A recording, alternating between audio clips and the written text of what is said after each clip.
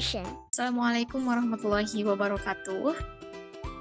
Waalaikumsalam warahmatullahi wabarakatuh. Okay, good evening everyone. So, Alhamdulillahirabbil alamin wassalatu wassalamu ala asrofil anbiya'i wal mursalin. Amma ba'du. First of all, let's thank unto our God, Allah Subhanahu wa Ta'ala, who has given us time and chance to present our presentation in a healthy condition and, of course, happy situation. So, secondly, may salawat and salam always be given to our Prophet Muhammad Sallallahu Alaihi Wasallam, who has bring us from Jahiliyah era to Islamiyah era. And of course, don't forget to all of the audiences who are watching this video. I hope you are in a great condition. And so before we going to our presentation, I would like to inform you guys that our presentation is titled about translation and mediation by supporting lecturer Dr. Muhammad Andriana Gofar, MMPD. So before we go to our presentation, I would like to introduce you all guys, and I am Fenita Fanik Muslimah as the moderator of this presentation, and here are my members of the crew. So there is Nur Ainun. Hello Ainun. Halo. And there is Rafika Amara. So hello Rafika. Halo. And there also the last one, there is Revalda Ratulisa. Hello Alda. Halo. Okay, please next slide.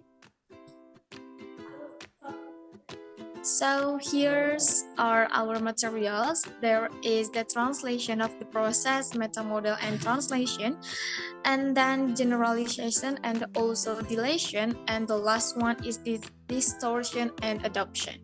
So and next slide, Alda. So the first material is about translation process that will be presented by our first member. She is Nur Ainun. So to Nur Ainun, time is yours. Okay, thank you moderator for your time. Okay everyone, I will explain about decoding encoding model. So the decoding encoding model is one of the earliest proposed by Nida. It follows the conduct metaphor, treating translation as a process of breaking down the source text into smaller parts, analyzing them, and then reformulating the content in the target language. So, in this material, decoding and encoding process,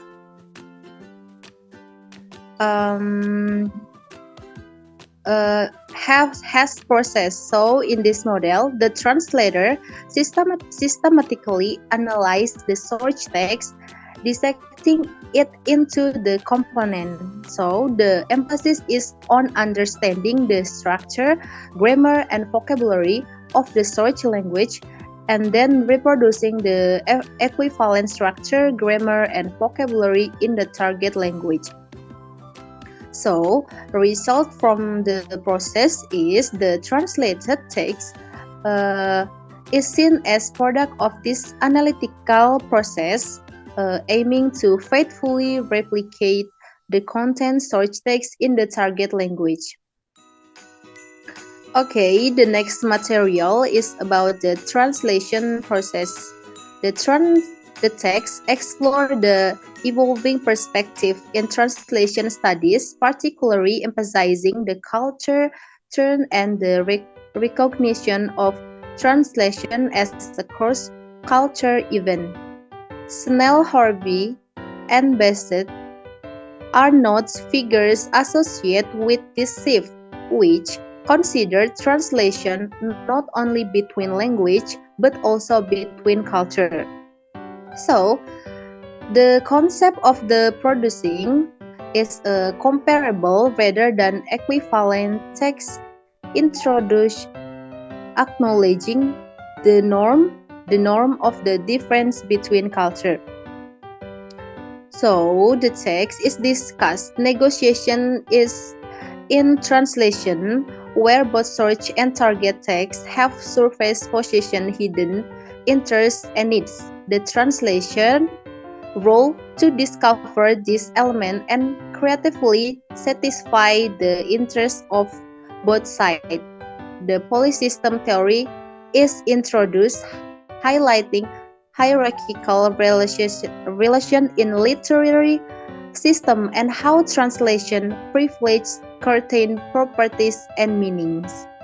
So, maybe that's all material about decoding encoding model for me. I will back to the moderator. Thank you.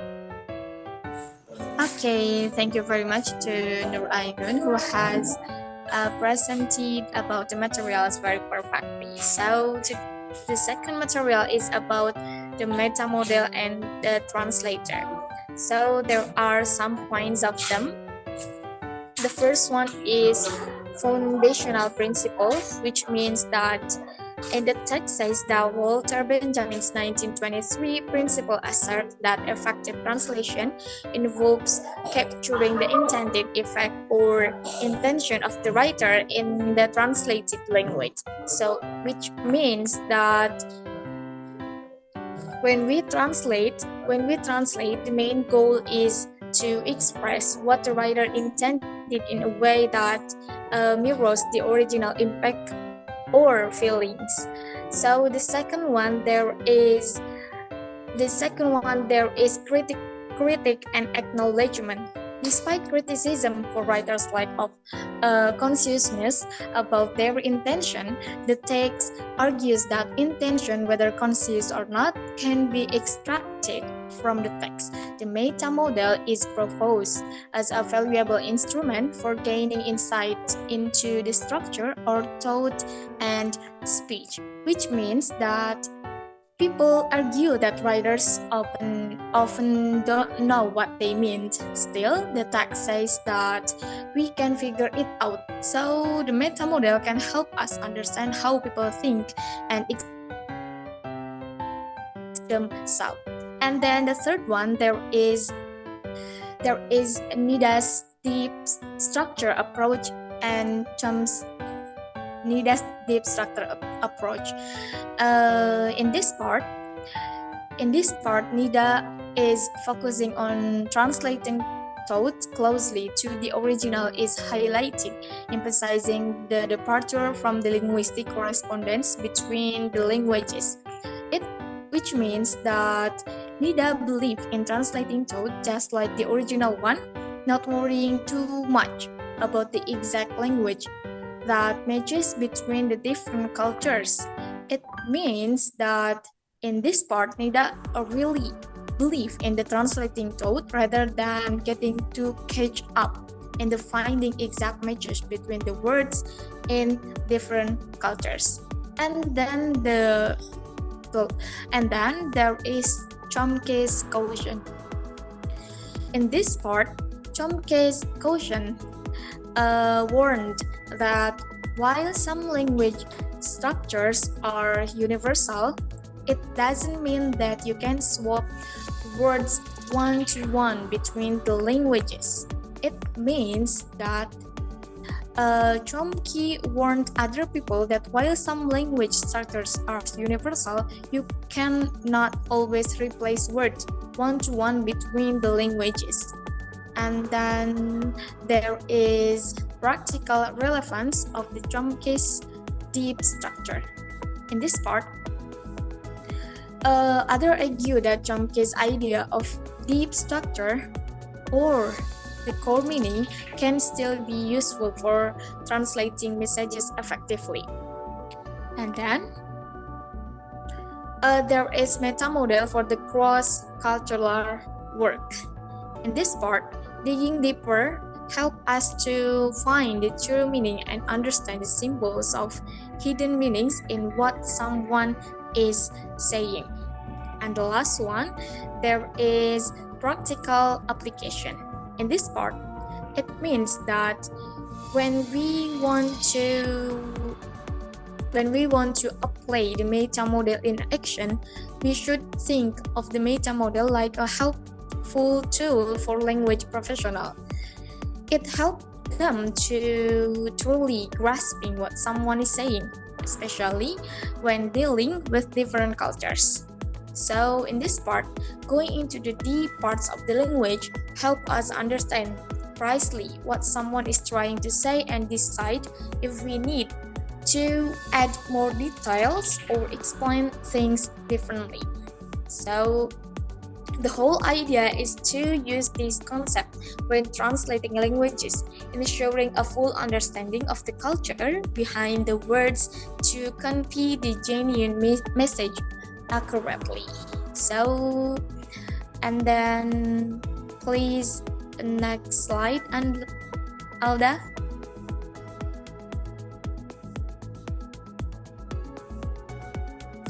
Okay, so here the next part is about generalization that will be presented by myself again. So in this part, there are 5 points that will be explained. So the first one is about categorization of reality.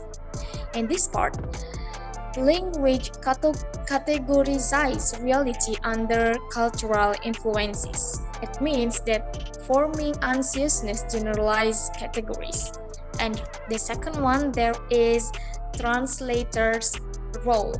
In this part, translators leverage universal modeling to minimize distortion in the translation process.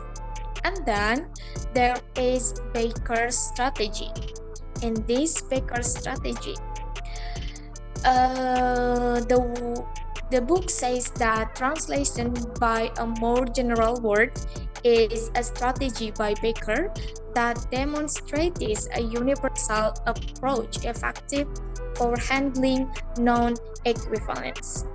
And then the fourth one, interplay of language and culture.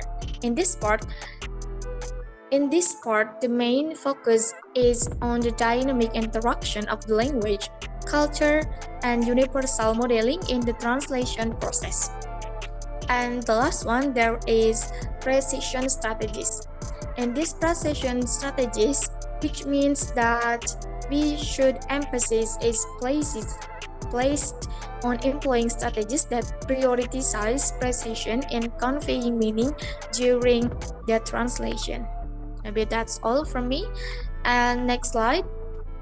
So in this part, in deletion part, will be explained by Rafika Amara. To Rafika, the golden time belongs to you. Okay, thank you, moderator. The next material is deletion. Bigman and Callow emphasize the importance of understanding surface structure and deletion. Implicit information. In the context of translation, translators and interpreters must be responsible for understanding the implicit context and cultural context of the message. The use of the terms implicit and cultural context help distinguish between information that can be interpreted explicitly from the text and elements that must be understood through implicators or association in the text. Okay, next slide, please. Okay, the parts of deletion. The first is implicit to explicit additional. As Hatim and Mason point out, this is fair standard practice to add or remove according to accessibility frame. For example, from implicit to explicit, you can see the picture beside. The example above comes from the English edition of the Spanish newspaper El País, March 14, 2020, a few days after the World Health Organization declared the coronavirus a global pandemic. That the text is not translation of an original Spanish document, but appears to contain the original English and English version of several news stories from the Spanish edition to the newspaper. Okay, next is the context of culture. Readers are able to process information and obtain what Sperber and Wilson call contextual effect. The impact of the listener or reader or having made the education through linking translation of surface structure with explanation of deeper structure. For example, for implicit to explicit, you can see the picture beside. This example is to bring the concept of a foreign halala transfer system closer to English reader. Explained it with the metaphor or domestication and then gloves.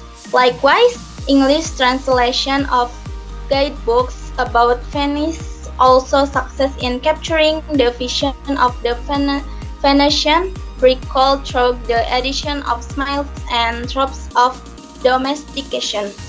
And the last is explicit to deletion. Deletion of the original context of culture will be often be the norm of technique culture, given its focus on transferring the what, i.e. the content, from one language to another. For example, from explicit to deletion, you can see the picture beside. These examples show that apart from lexicogrammatical issues, e.g., selected for selected, realized for made, or processed for treatment, there are a number of cultural incompatibilities. The British brand name chosen may be associated with patent leather and traditional quality in Italy. In England, the seaside resort of Blackpool is more famous for its amusement park, which Peter is a very different set of frames, so the translator's job as a culture mediator is to make every change in connotation known to the client. Maybe that's enough from me. I go back to the moderator. Thank you. Okay, so thank you to Rafika Amara who has presented this material very well. So the next chapter is about the context of the culture that will be presented by our last member. She is Refalda Ratulisa. To Refalda, the golden time belongs to you.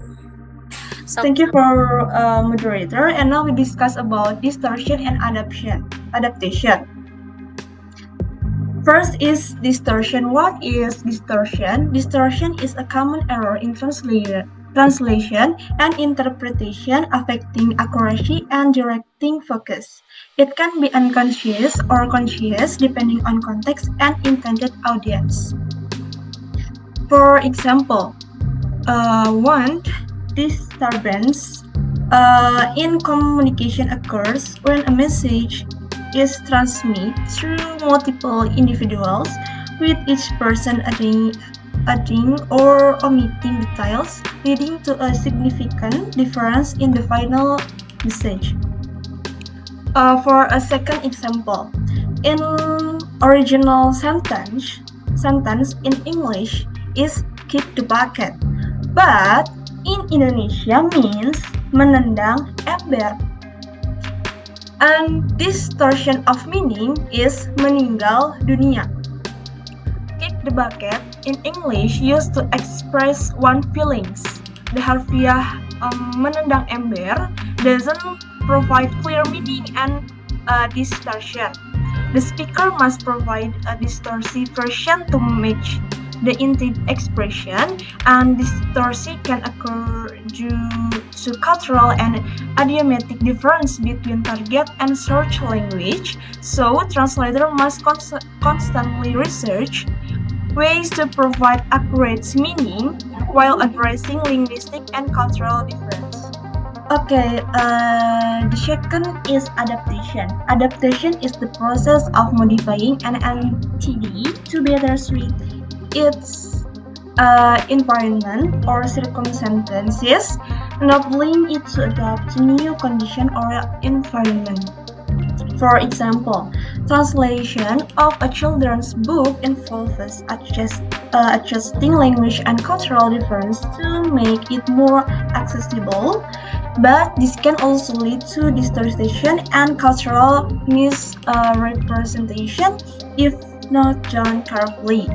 Okay, the second example, in original sentence in English, the early bird catches the worm. But in Indonesia, meaning burung yang bangun pagi menangkap cacing. Adaptations,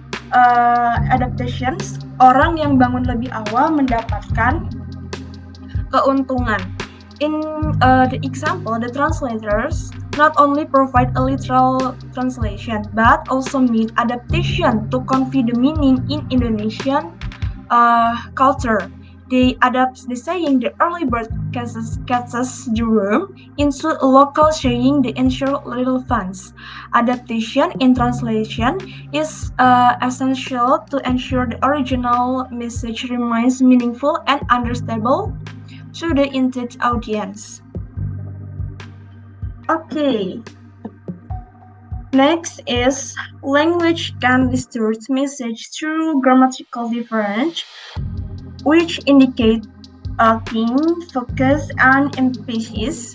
Language translators such as Larson, 1984, and 42, and the Bible translator Kathleen Kellow, 1974, 49 to 69, discuss surface level distorting.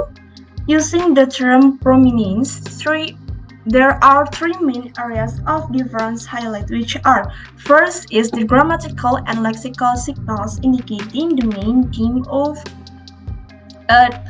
the course, and the second, the grammatical and lexical signals indicating background or supportive material, and the last is how focus and emphasis are signaled.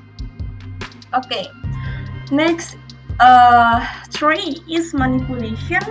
Manipulation is the act of deliberately changing the original message for a specific purpose. This is conveying a message with a point of view, hiding information, or influencing the reader's opinions. For example, in original sentence in English, the company experienced a significant drop in profits. But in manipulative translation, perusahaan mengalami sedikit penurunan laba. Here, the translator deliberately used the word slightly or significant to manipulate the impression that the decline in profit is insignificant, whereas the original language staged a significant decline. This creates a distortion in the impression of the company's performance. Nah, jadi di sini memanipulatif kata ya, di sini dengan menggunakan kata sedikit dalam bahasa Indonesianya.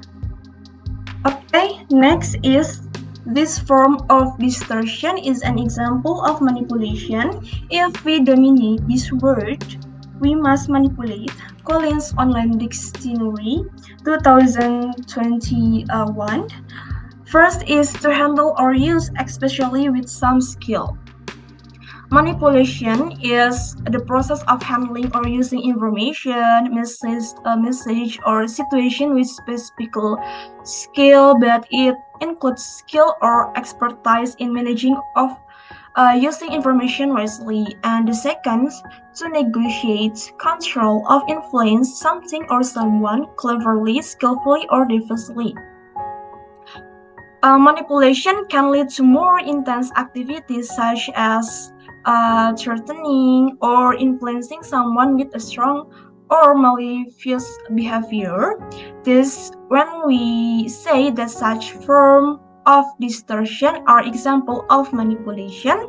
We are referring to the use of skill or ingenuity to handle information of message in a certain way, including with a specific purpose, such as influencing perception or directing interpretation.